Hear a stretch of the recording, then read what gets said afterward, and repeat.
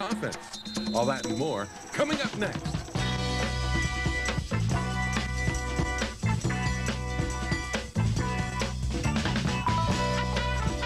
Michigan Replay with Lloyd Carr is brought to you in part by Absa Pure Water, delivering quality bottled water since 1908. By Sirius Satellite Radio. By the University of Michigan Alumni Association, uniting the leaders and best. www.umalumni.com. By State Farm, providing insurance and financial services. And by Pontiac, official performance machines of Michigan and the NCAA.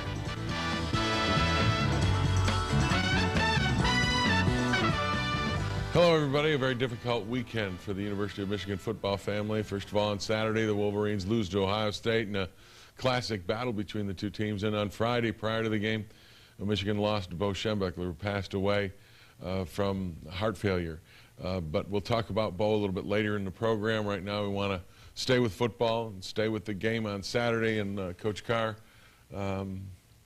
boy, woulda, shoulda, coulda. There's a lot of things in that football game on Saturday where you had your chances and yet couldn't get it done. Well, we simply gave up too many big plays. We gave up 3 big plays, and you know, that really was the difference in the game. And that was the thing that it seemed to be turned upside down, because defensively this team had played so well all year long, and then all of a sudden Ohio State's able to put up a lot of numbers and those big plays, which Michigan, quite frankly, had done a nice job on all year. Well, we've done a great job, and probably as good as any team I remember. We've done a great job against the rush. But in this game, we gave up 2 long touchdown runs, 52, 54 yards. So we just didn't come up with our best game, and yeah, that's something that you have to do. One of the things about the game is you need a fast start in this stadium, and boy, your first possession was as good as it gets. Well, I thought, you know, we went into this game with the idea there's a slant, perfectly thrown slant pass. Mario was excited and competing hard. Here's great protection and good coverage, and he dumps the ball off to Carson Butler for keep the chains moving. Ben Manningham again looks like he got it in the end zone. Referees mark him down at the 1-yard line. Well, a great throw and a great route, and when you go in there, that's the way you want to start. Here we hand the ball off tackle. Mike bounces it outside. Mike Hart had another great day. And it's a 7-0 Michigan lead. And then this is where it all kind of started to go away, because Troy Smith made some great plays. The field at Ohio State, let's say this, was a bit slippery. It wasn't a fast track. Well, you know, it was a bad field, actually, but it was bad for both teams. So, Jim, there's Rondell Biggs making a good play early in the drive. And but here, they moved the pocket. We blitz off the corner, can't get home because they've moved the pocket. He makes a big play there and keeps the drive alive. Then they score on their first possession, make it a 7-7 game on a play that they rub your defensive back off. Some people call it a pick or interference. Referees didn't call it. It's a 7-7 game. Here is one of those big plays you talk about. Well, we just don't converge on the football very well. We miss a tackle behind the line of scrimmage, and just run through the heart of our defense. It's a 14-7 game at this point, and again, your offense can't get it going. They come back, and here it is. Smith kind of breaks out again and finds Robisky, and here's one of those plays again where you miss a tackle, turns into a bigger play than it maybe should have been. Well, there's great mobility by Troy Smith, and then we miss a tackle because he has too much time to throw. Here's a short yardage play that hurt you. Well, this is really a disappointing play. 2nd down and 1. Our safety gets up. He's got to stay back. There's no run support for him on that play. And now we've given them 2 touchdowns on big plays. But your team responds real well here. Mike Hart on the next possession goes 30, and you're starting to, get back in it. Well, Jim, between our first opening drive and this touchdown drive, we stopped ourselves. We had the penalty. Here's a great play to Adrian Arrington. Chad puts the ball right on the money, great protection. But we felt right from the very beginning of the game confident offensively, and once we got going, we were able to put some points on the board. And then this is right before the half, and this is kind of like their 2-minute drill. And this one hurt you. Well, we were on the previous play in man coverage, and Smith hits the slant to keep the drive alive. Now he comes back to Gonzalez. Now our linebacker gets overextended, gets outside the slot receiver, and it's an easy throw for a touchdown on a drive that was really, something that gave them a great boost, because instead of going in 21-14, we go in 28-14. Yeah, and you said that was maybe all season long, a half of football you'd just soon forget. Well, you can't forget it, and I don't think any of us will, because we certainly dug ourselves a hole. All right, when we come back, we'll take a look at the second half. But first, we hear from Jake Long after the game. He says you must take advantage of those opportunities. We all knew what we had to do to win and put ourselves in that position, and we came out fired up, and the momentum changed there for a while, and then it got back on their side, and we just didn't capitalize a couple times, and they ended up beating us.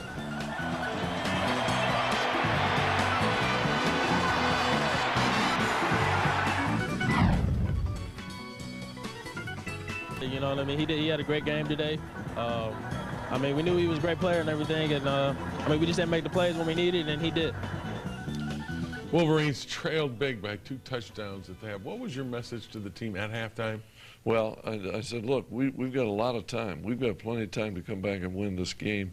What we've got to do is tackle better, and we can't give up any more big plays. We did a great job, Jim, punting the football, covering kicks. The kicking game was a real concern going in because of their explosiveness, but and offensively we just couldn't turn it over, and we needed to get some turnovers. Well, you hold them 3 and out their first possession second half, and then you come right back, and this is, I thought, what got you, right back in the game. And Mike Hart does it all by himself, doesn't do it all by himself on the drive, but he was huge. Well, he ran behind Jake Long and Adam Krause there on the left side, Mark Beal, great blocking. And in 3 plays, take the ball and get back into the ball game. I mean, that was a great job by our defense, stopping them and getting a stop and well-executed drive. 28-21, and here's a big break. Alan Branch gets an interception in their end. Well, great pressure. We had good coverage there, forced them to scramble, but we contained them. David Harris was around the ball, Jamar Adams, and of course, the big guy, Alan Branch, hustling to the football, got an interception. Couldn't get into the end zone, though, and that ultimately hurt you. That's one of the most disappointing things that happened to us offensively all day. And here's probably the worst play. Just poor tackling. We don't fit the defense right. And another big run.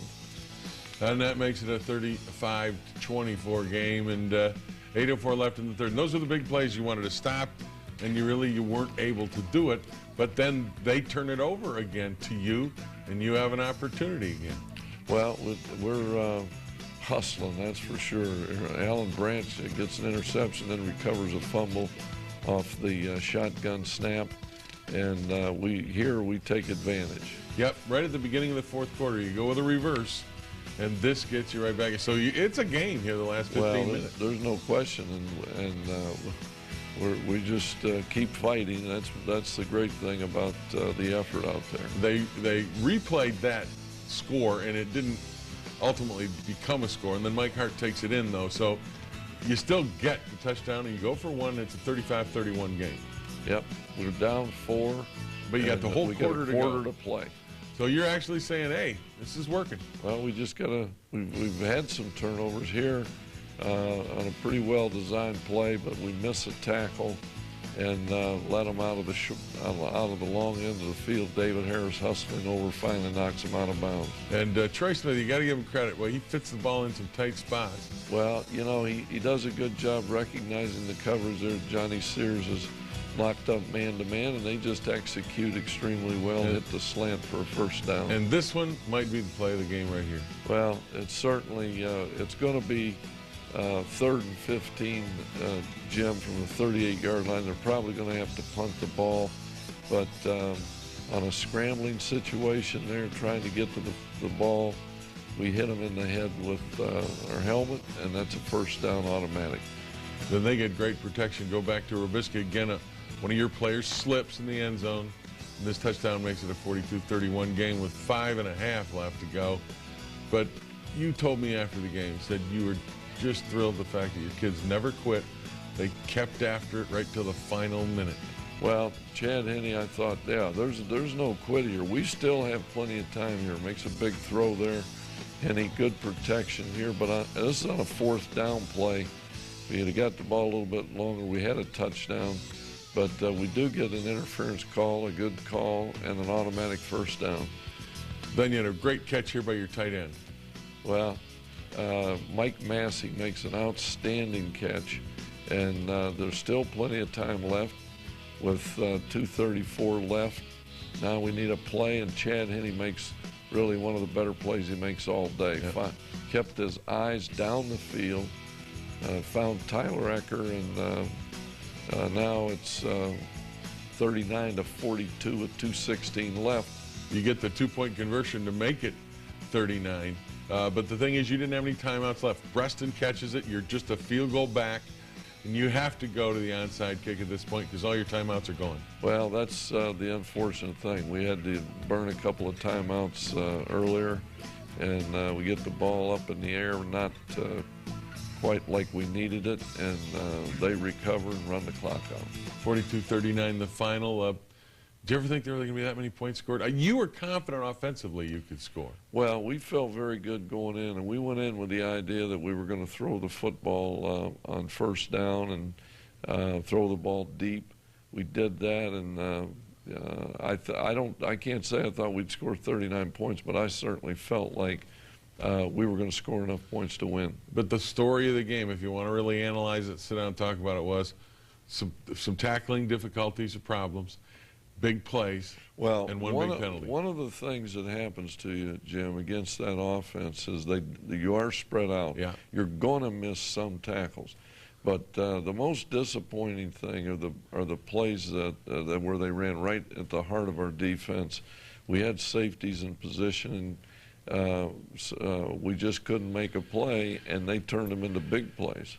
It's disappointing, I know, but this has been an outstanding season, and it's tough to kind of look at it that way after the game at Ohio Stadium. Well, I don't think there's right now, this moment with this game, there's nothing to be happy about. And sure, we'll be able to look back and know that we had a great season, and there's a lot of things that we can be pleased with, but you lose a game like that, it's tough to get over with, and we've got some time here, and then we've got some time to find out where we go from here. Yeah. When we come back, we will meet Michael Hart up close and personal, but first we hear some from Chad Henne. So close, yet that game was so far away. Definitely our defense sustained them, and I mean, we got the ball back. That's all we could ask for, is just get the ball back with some time. And we just made some plays, but we just came up a little bit too short with time.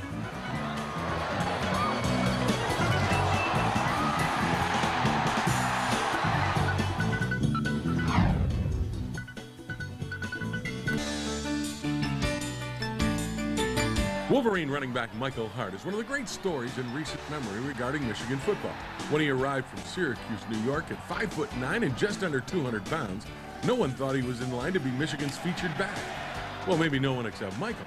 In his third game, he became the featured back and hasn't stopped since. He gained over 1,400 yards that year with 3 straight 200-plus yard games. After an injury-plagued sophomore season, Hart has come back this year big time. He's even been mentioned in some Heisman Trophy talk, which is a surprise to Michael.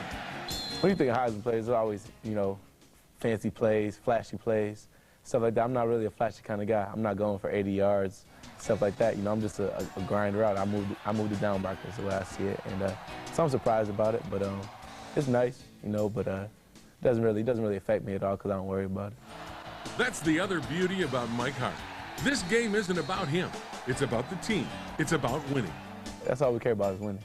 No matter who's out there scoring touchdowns and all that kind of stuff, we're winning. You know, Mario's having a great year. You know, Adrian's having a great year.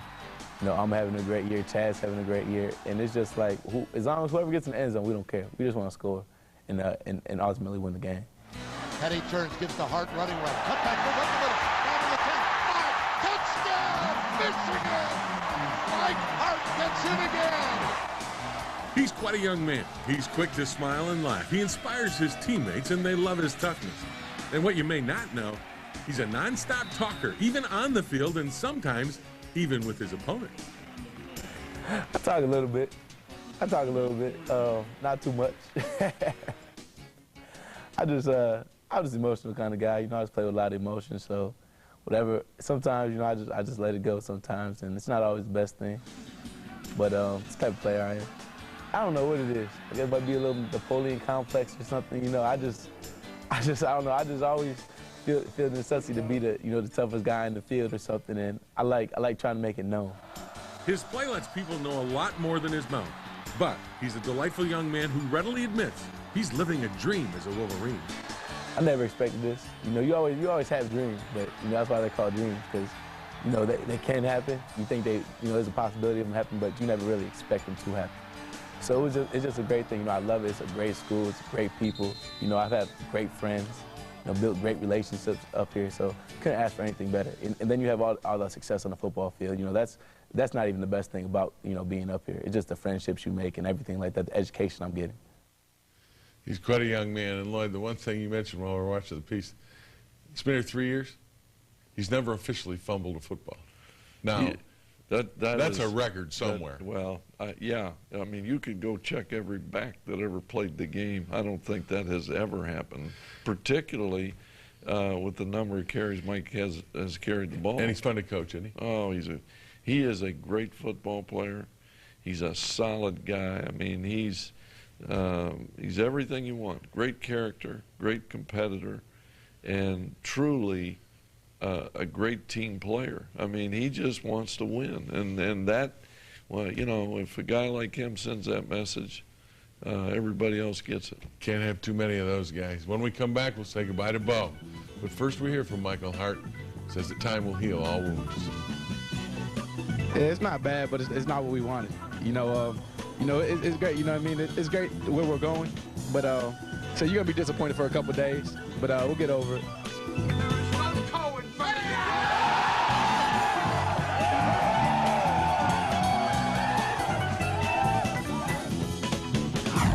Steele take you inside the locker room. The Rose Bowl is a great bowl. It's the granddad of them all, and we got one loss, and we're still in the championship race. We need a little help, but hopefully everything will work out.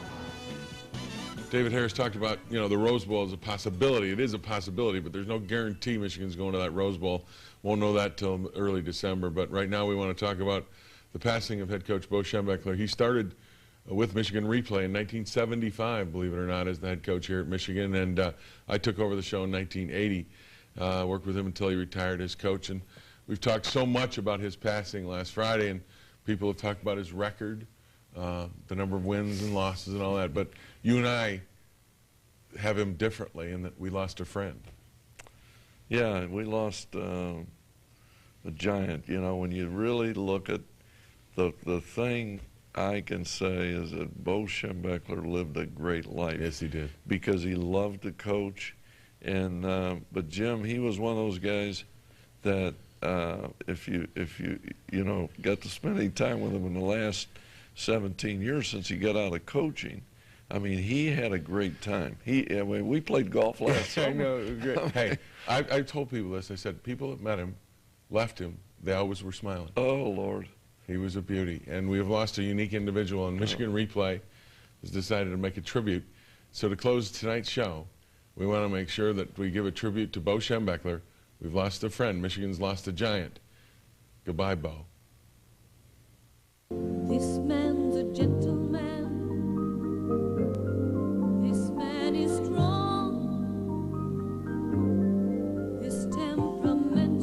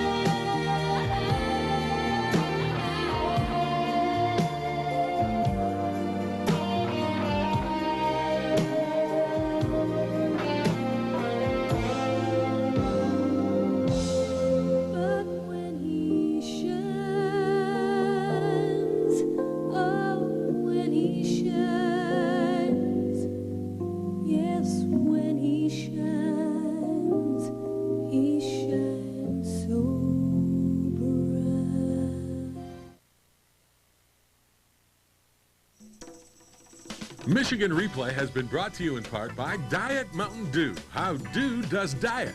By Pontiac, official performance machines of Michigan and the NCAA. By LaSalle